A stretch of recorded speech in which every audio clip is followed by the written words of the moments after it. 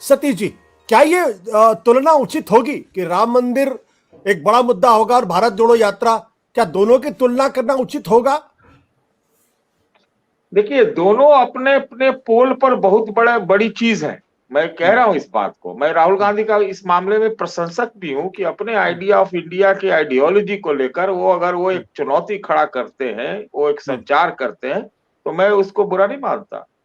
कमजोरी और मजबूती की बात है। आज जो अभी विनोद जी की बात को पकड़ रहा हूं मैं, विनोद जी ने कहा कि जवाहरलाल नेहरू ने वो इनकार कर दिया था वहां जाने से, मगर माहौल को आप देखें ना, उस समय जिस तरह की बीजेपी का जो एक रूप था और आज के कांग्रेस के उस रूप में कोई ज्यादा अंतर नहीं है।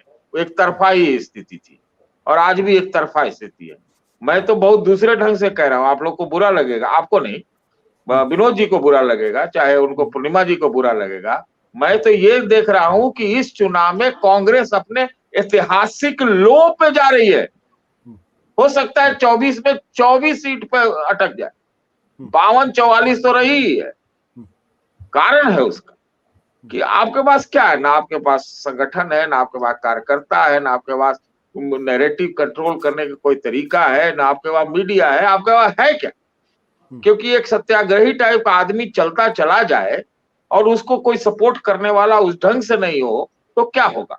अभी तो विनोद जी ने कहा ना कि बहुत नेताओं के ईगो होते हैं, कुछ आपस का अंतर विरोध होता है, तो यही सब तो कारण है। It's too late in the day कि अभी यात्रा ये निकली है और ये यात्रा होनी चाहिए थी, ऐसी यात्रा होनी चाहिए थी जैसा विनोद जी 77 और 89 का चुनाव का माहौल आपने देखा है और हमने भी देखा है।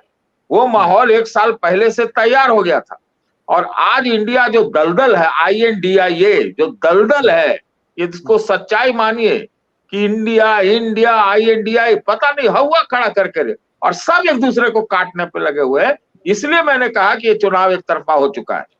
कोई का इरादा किसी का नेक नहीं है, सब अपनी अपनी जमीन बचाने के लिए और आम हम लोग यहाँ बैठ करके उनके बिहाफ पर बैटिंग फील्डिंग करते रहे तो वो ठीक नहीं है, क्योंकि सच्चाई नहीं है विनोद जी ऐसी। आप कितना कुछ कह लीजिए, हम भी घूमते हैं ना, पिछले 1.5 महीना से मैं घूम के देख रहा हूं ना, और इसका असर जनता पे व्यापक जा चुका है।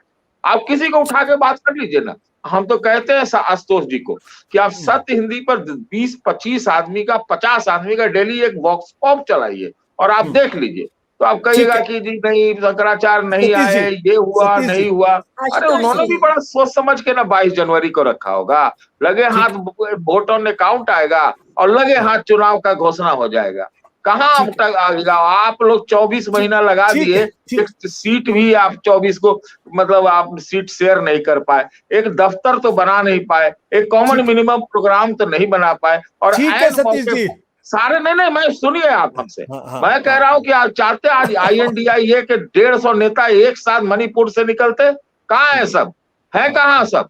क्यों नहीं बुलाया गया उनको? आप कह रहे कि वो आए थे, स्टालिन आए थे, तो भाई उस समय काहे नहीं इधर वाले कहीं आए थे? बहुत लोग को न्योता गया था, सब नो शो करके चले गए, नो शो करके चले गए और सब जाके एक दूसरे के खिलाफ लड़ गए मध्य प्रदेश में, गुजरात में, फलाना टिकाना में।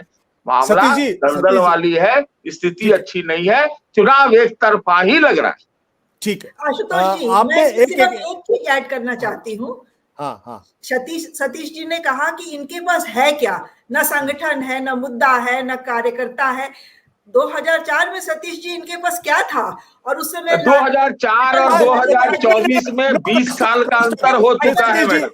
Satish ji cross talk, Satish ji please दो क्रॉस टॉक। अडवाणी जैसी टावरिंग पर्सनालिटीज थी, इंडिया शाइनिंग जैसा हाइप था और कैचवर्ड क्या था? If it feels good it must be India shining.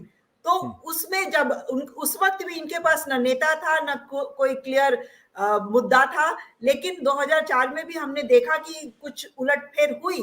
तो चुनाव में सतीश जी उलटफेर लास्ट मोमेंट तक हो सकती है और ये जो मैंने ऐसा कहा है, राम मंदिर के नाम पे जो ओवरकिल हो रहा है, इसी वजह से उलटफेर होगी और हम देखेंगे कि वो उलटफेर किस वजह से होती है, वो आगे भी डिस्कस करेंगे, लेकिन मुझे एक तरफा बिल्कुल नहीं लग रहा है। सत्य हिंदी का ऐप डाउनलोड करें गूगल प्ले स्टोर पर।